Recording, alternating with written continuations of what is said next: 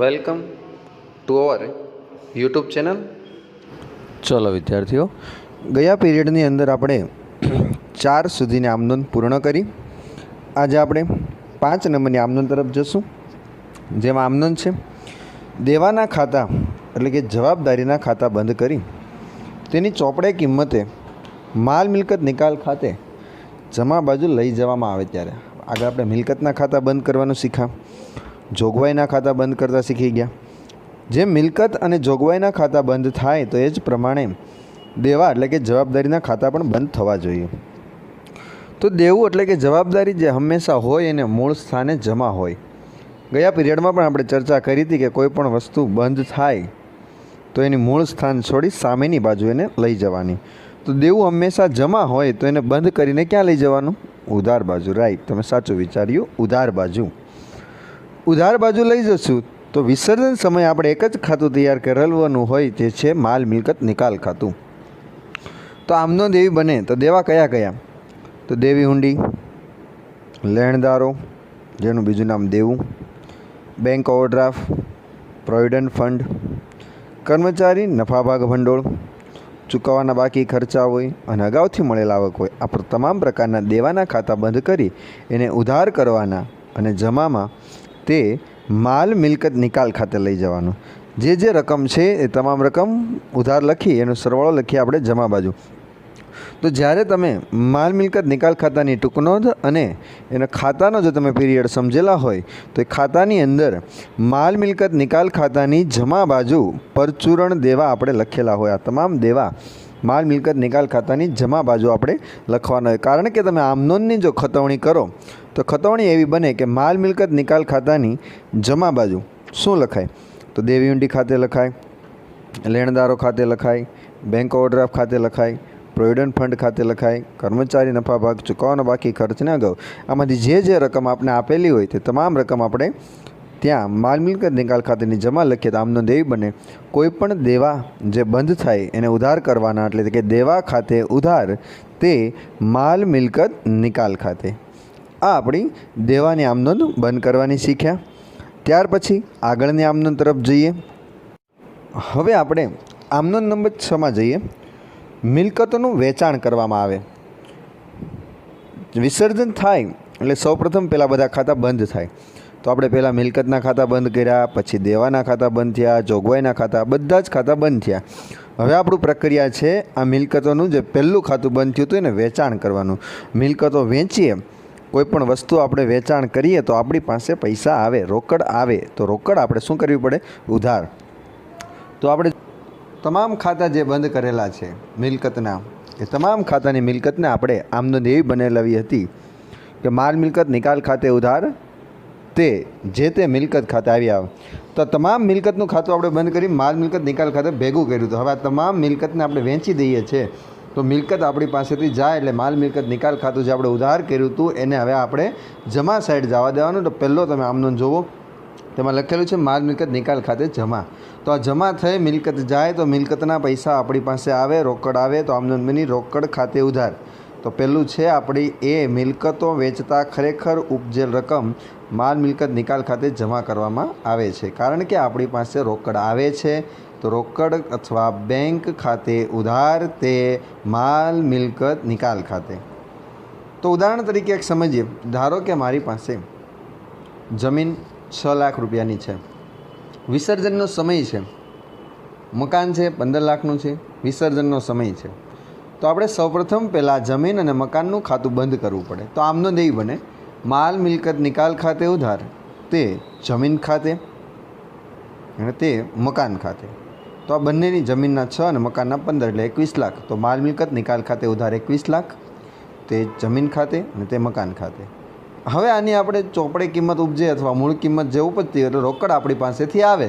તો આમનું જે આ પહેલી છે એ બનશે રોકડ ખાતે ઉધાર 21,000 તે માલ મિલકત નિકાલ ખાતે 21,000.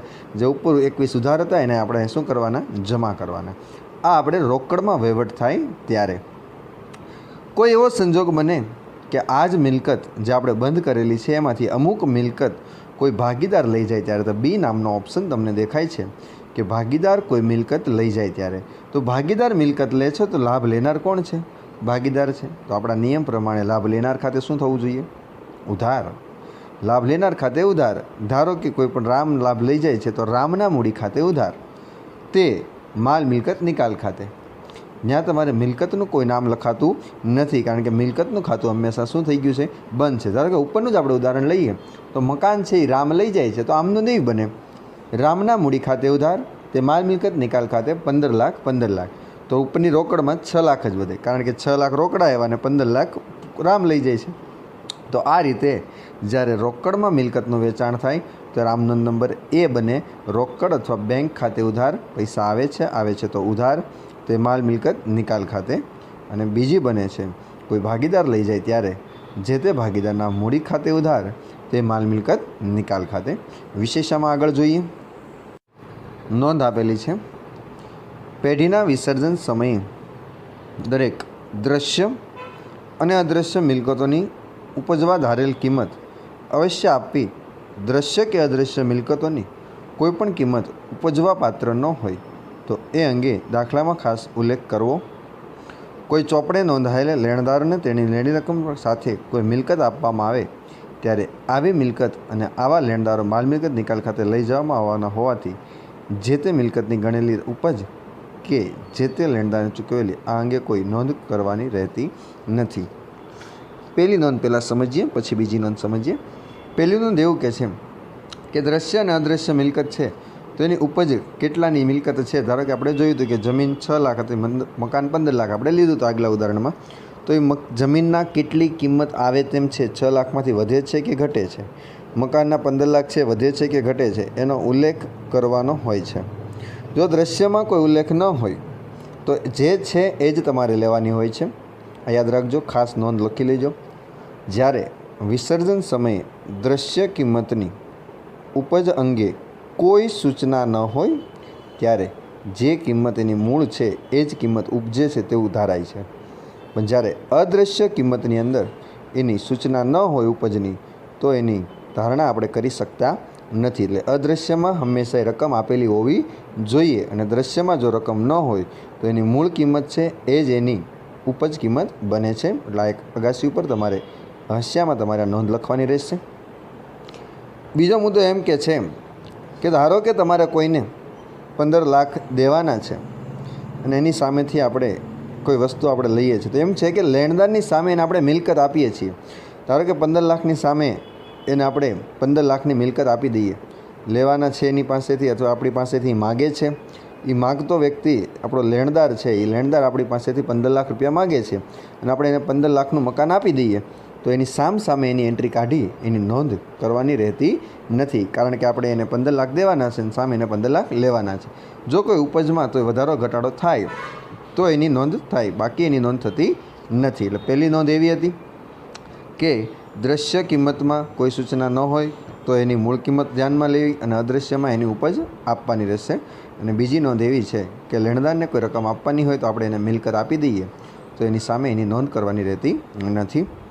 ત્યાર પછીના સી મુદ્દામાં જઈએ આગળ. એ મુદ્દામાં આપણે જોયું કે રોકડમાં ઉપજ થઈ. બી મુદ્દામાં આપણે જોયું કોઈ ભાગીદાર મિલકત લઈ જાય ત્યારે. અને સી મુદ્દો જોઈએ કે ચોપડે નહીં નોંધેલ મિલકતની ઉપજ મળે ત્યારે, કે જે મિલકત તમારી પાસે ચોપડે નોંધેલી જ નથી અને હવે એ મિલકતના પૈસા આવે. જે મિલકત તમે ચોપડે નોંધી નથી ને એના પૈસા આવે તો રોકડ તમારી પાસે શું થાય છે વિદ્યાર્થી મિત્રો? આવે છે. તો રોકડ આવે છે તો શું થવી જોઈએ? ઉધાર. તો રોકડ અથવા બેંક ખાતે ઉધાર. તો હવે જે તે મિલકત છે તો એ મિલકતનું આપણે નામ આ ચેપ્ટરમાં લખવાનું. એ મિલકત આપણી પાસેથી જાય, ચોપડે નોંધેલી નથી ને જાય છે તો જમા, તો તેને લખી દેવાનું તે માલ મિલકત નિકાલ ખાતે, કારણ કે ચોપડે નોંધેલ નથી. ધારો કે આપણે ઉદાહરણ લઈએ કે 5000નું યંત્ર ચોપડે નોંધેલ નથી તો યંત્ર આપણે વેચી દઈએ છીએ તો આપણી પાસેથી ડાયરેક્ટ જાય છે તો રોકડ એના આવે છે.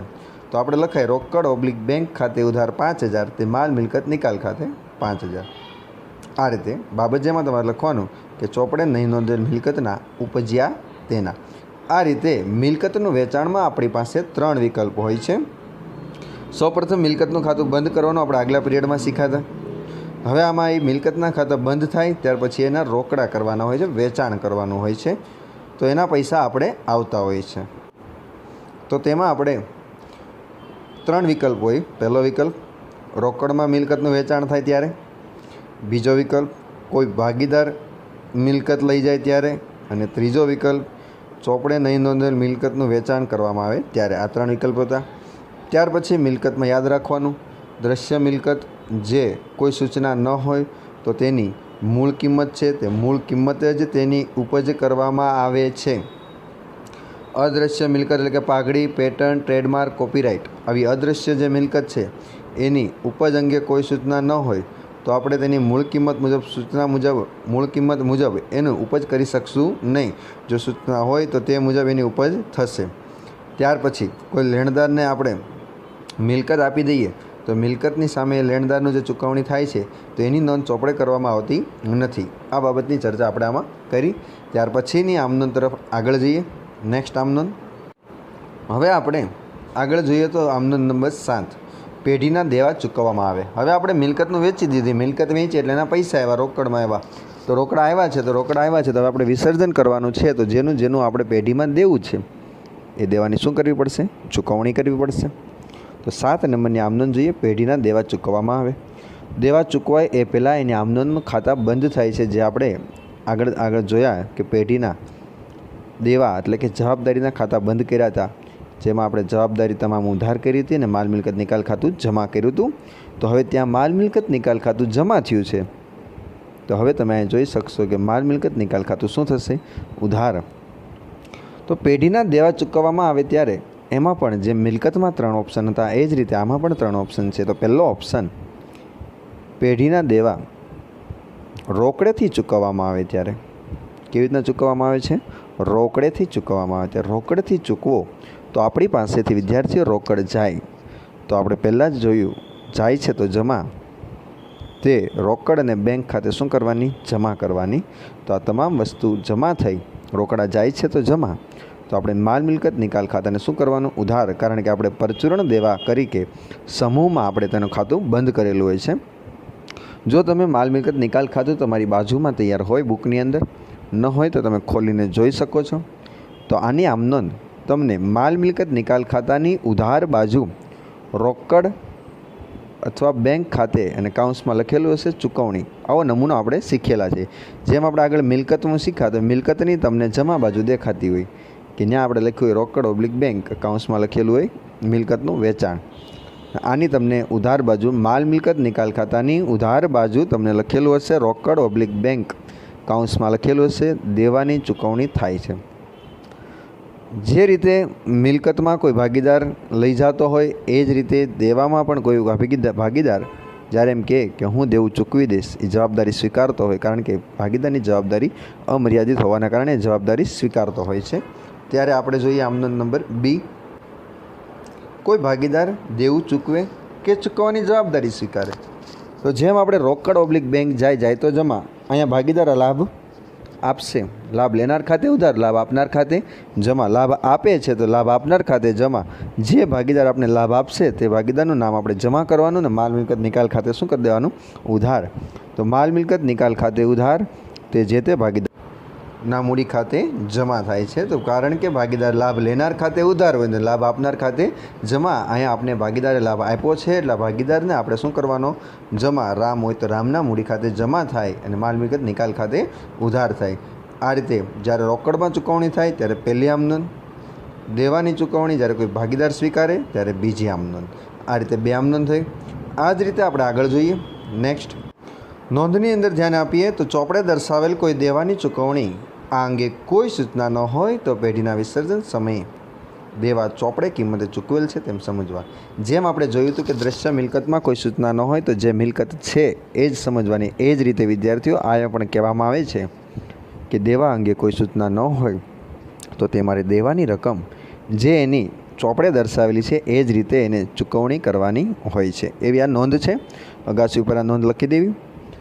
હવે વિભાગ સીની અંદર જઈએ તો એવું કહે છે કે ચોપડે નહીં નોંધેલ દેવાનું ચૂકવવામાં આવે. જે રીતે મિલકત ચોપડે નહોતી નોંધી અને એના આપને પૈસા મળતા હોય તો આપણી જવાબદારી છે કે જે રીતે કોઈ ચોપડે નથી નોંધેલું દેવું અને ખ્યાલ આવે વિસર્જન સમયે તો એ વિસર્જન સમયે આ દેવું છે એની પણ આપણે ચૂકવણી કરવી પડે.